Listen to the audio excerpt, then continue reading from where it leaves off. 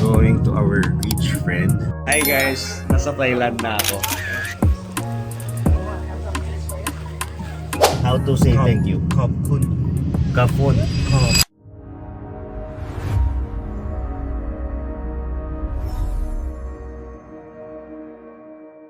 Hey mga ka-Anli, alam nyo ba kung saan tayo pupunta? Guess what? Bago ko sabihin kung saan, just make sure to like and subscribe sa aking channel. At abangan nyo yung mga susunod kong videos, i-share nyo na rin. And yes, nandito na nga ako sa ating airport dito sa Pinas. And after hours, I just landed, touchdown, Thailand. Woo! And since kumuha nga tayo ng hotel natin, automatic may magsusundo na sa atin. So hinahanap ko na nga siya. At eto na nga si Kuya. Nakita nyo ba? Nandyan yung name ko. Kasi kailangan nila akong sunduin. Batik na yan. Yes, sir. So tara na. Punta na tayo sa hotel ko. I cannot wait to see my friends na nauna na dito. Medyo na-late lang tayo ng one day. Pattaya, Thailand. Here I come.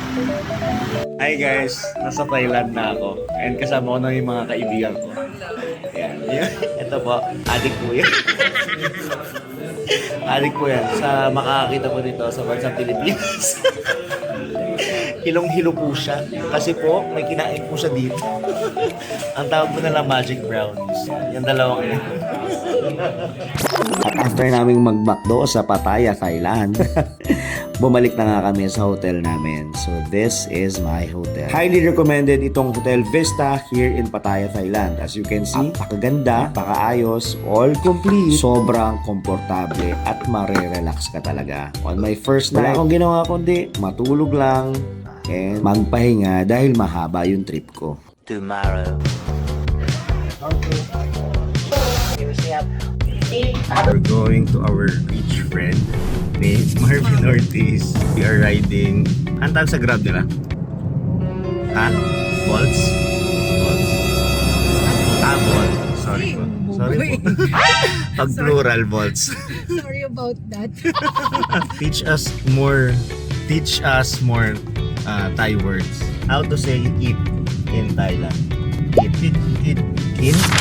Kin. How about thank you? Thank you. How to say thank you? ขอบคุณ Kapun. ขอบ Kap.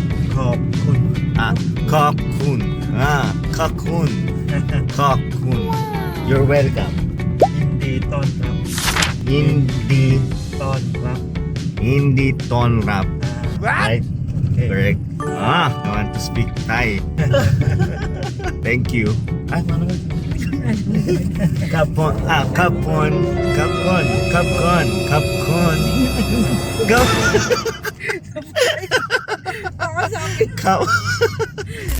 At nakarating na nga kami sa aming rich friend, a 5-star hotel here in Pattaya, Thailand. Hindi kami nagstay dito kasi hindi namin afford. Pang mga CEO levels lang ito, just like our friends. Sinundo namin siya kasi mag-breakfast plus lunch na kami and pupunta na kami dun sa first stop namin. Tara, samahan niyo ako guys. And you're on. So, where are we? What restaurant is this? What did you order? Hey, this is Prod Seafood and Thai Cuisine.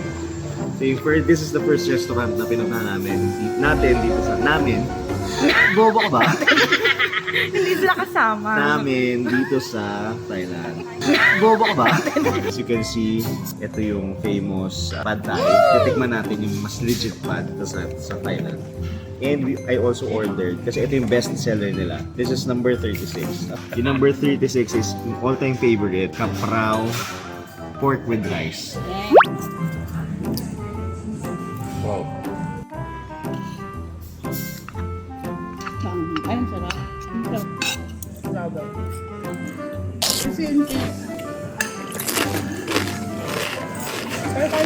And yes, tapos na nga ang aming breakfast. And diretso na kami sa aming first stop. Ito na nga yung Sanctuary of Food. May explain ko sa inyo guys kung anong meron dito. Wait lang, bibili lang kami ng ticket namin. Kasi ako na yung Filipino booklet. Pamphlet. Yay! Really?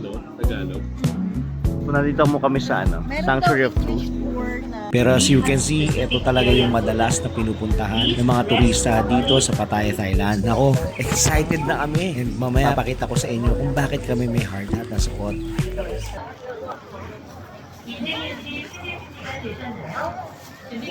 And as you can see, makikita mo yung different nationalities na nandito, umaantabay sa kung ano yung matutunghayan namin pag pumasok na kami sa loob. Nasa labas pa lang kami, nakita pa lang namin yung parang castle. Wow, grabe na. Para kaming nakakita ng totoong kastilyo na gawa sa kahoy. The structure is really amazing. Sobrang laki and the details, grabe, mapapawaw ka talaga. At nung pumasok na kami sa loob, mas lalo kaming na-amaze. And totoo nga, continuous ang paggawa ng Sanctuary of Truth. Ito makikita natin yung mga builders ng sanctuary natin. Ganito kadetalyado yung makikita natin sa loob ng structure na to. Lahat from floor, sa wall, hanggang sa ceiling. Ganito specific yung structure na makikita natin. Pinagdikit-dikit, pinagsama-sama hanggang sa makabuo ng isang malaking sanctuary. Parang castle nga na tinatawag. Sobrang amazing talaga. Grabe. Minsan lang to, so wait lang. Magsi-selfie video muna ako. We're done sa loob ng Sanctuary of Truth. Nasa labas na kami, iniikot namin yung buong area niya. And as you can see, pinaghalong man-made. Ang dami talagang magaganda pwedeng makita dito sa Thailand. Specifically dito sa Pattaya. Parang ngayon lang ako nakakita ng elepante.